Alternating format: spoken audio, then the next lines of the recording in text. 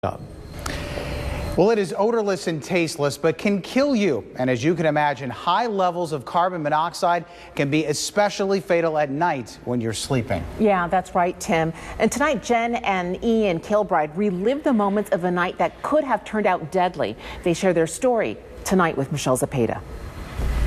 Jen and Ian were reluctant to share their story. They didn't want this to be about them, but they decided to speak out because what they learned through this terrifying ordeal, they feel, can save others' lives. Anyone who does not believe in God or angels, I can tell you my story. Fatal levels of carbon monoxide filled the Kilbride's home as they slept back on January 17th. God was here. He was here with all of us. Around 4 a.m., Jen and Ian woke to the sound of their teenage son throwing up. Ian went to check on him, but Jen knew she had to get up and help. I had this overwhelming feeling that I needed to get up, and it was overwhelming. So I got out of bed, and as I turned the corner, Ian was having seizure-like activity. As she tried to help her husband in the hallway, Jen too passed out. All finally coming to, the family felt they were hit with a bad case of the flu. We were going to be going back to sleep, which is a very scary thought. I did tell him I was very concerned. I said, something happened. I don't know if you had a stroke or a seizure or something. Just then our daughter came around the corner, and I got up to attend to her, and she passed out right there. That's when Ian knew they had to call for help. 911, where's your emergency? Do you have a carbon monoxide detector? And I do know Ian said, oh my gosh, that's it. The 911 operator, as soon as she said that, it just clicked. And thank God. You know, and thank God.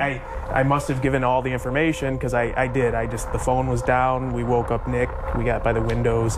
Perrysburg Fire arrived, their meters immediately sounding. You know, it just topped out. And he immediately told us to get out. And we did. The levels of carbon monoxide inside 300 to 500 parts per million. Just 50 parts per million is considered fatal. Those levels were just out, you know, it was sky high. I mean, 35 or 50 parts per million, and the house was, 500 to, So it was, yes, somebody was watching out for us. The family, poisoned by carbon monoxide gas, pushed into their home after the furnace's heat exchanger failed.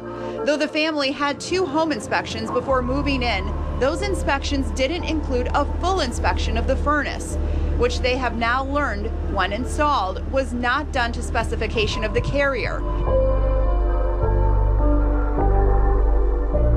And that night, that failure all went undetected by the family's carbon monoxide detector because it was expired. They do expire, and I, test them. I mean, there's ways you can test them. We now have about 6 throughout the house.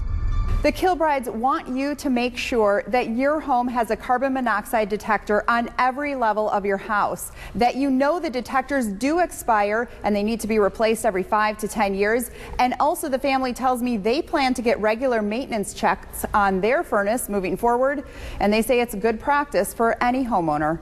Michelle Zepeda, WTOL 11 on Fox 36.